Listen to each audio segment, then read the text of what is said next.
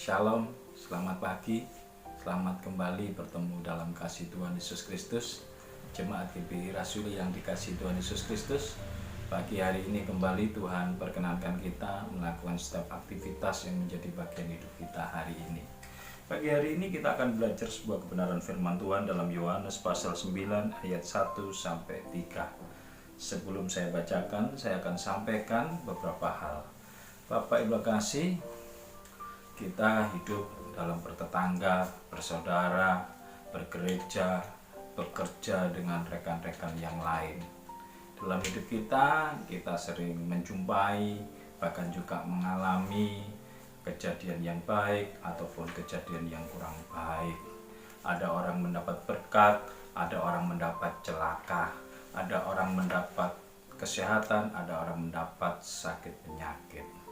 Seringkali kita atau orang lain, kalau kita melihat orang lain mengalami mungkin sakit, mengalami celaka, mengalami pencobaan, kita mesti berpikir gini, orang ini jahat, makanya mendapat sakit.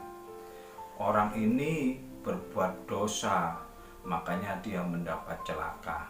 Bahkan seringkali karena kita membenarkan diri kita berkata seperti ini, orang itu mengalami kecelakaan karena kemarin itu orang itu nyakiti hatiku, kemarin orang itu menyakiti kehidupan saya sehingga saat ini mengalami celaka.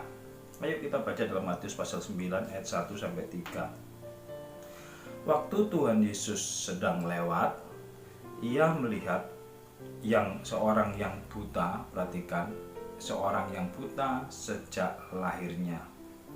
Maka murid-muridnya bertanya kepadanya.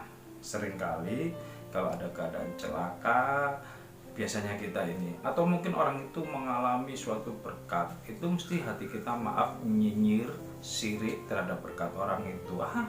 Paling berkat itu karena korupsi, orang itu pakai guna-guna, orang itu pakai dukun, makanya pekerjaannya rame, dagangannya rame.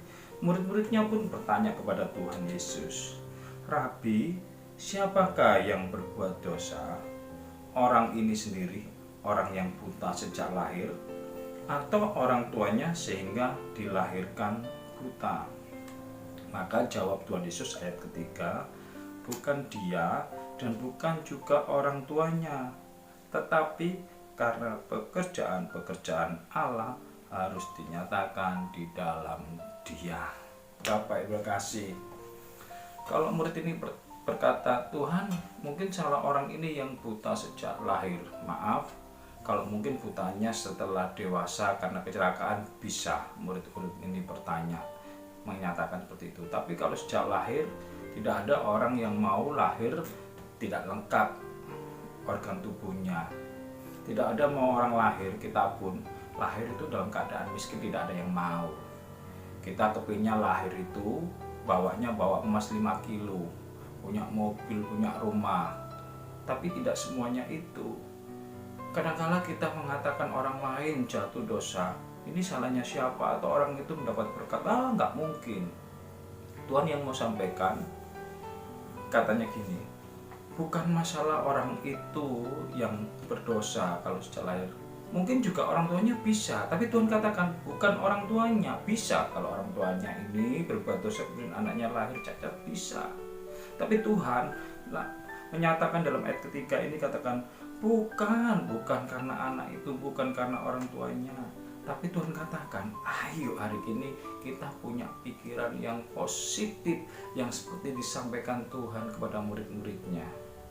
Kalau kita melihat corona hari-hari ini, melihat mungkin banyak pekerjaan yang menjadi sepi, berkat sedikit terbatas, kesempatan mencari berkat di luar berkurang, kegiatan kita berkurang keluar, kita mesti punya pikiran gini, ini salah siapa sih Tuhan? Saya ini sudah beribadah.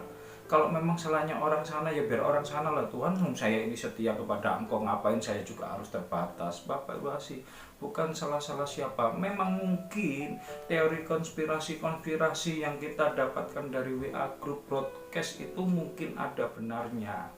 Tapi yang menjadi persoalan kita ini loh, ayo kita ini cara memandangnya. Apakah kita terpengaruh teori konspirasi? Kita pengaruh, andaikan ini memang rencana Tuhan, ini mau datang Tuhan kedua kali, ya biarin, oh kita ini harus percaya. Atau orang, oh enggak, ini nanti kita akan jadi pemenang, urusannya mereka. Tapi yang penting bagi kita seperti Tuhan, kita memandang segala perkara ini. Kenapa? Karena pekerjaan Allah harus dinyatakan di dalam Dia, di dalam kita. Itu kalau kita mau menikmati kemurahan Tuhan, kemuliaan Tuhan, pekerjaan Tuhan itu harus nyata dalam hidup kita. Kita nggak bisa terima kemuliaan Tuhan, tidak ada pekerjaan Tuhan, tidak ada. Tidak ada hasil tanpa proses. Semua hasil itu karena proses. Kalau kemuliaan Allah, maka harus ada pekerjaan-pekerjaan Allah. Kalau kita ingin berkatnya Tuhan, maka kita harus mau prosesnya Tuhan.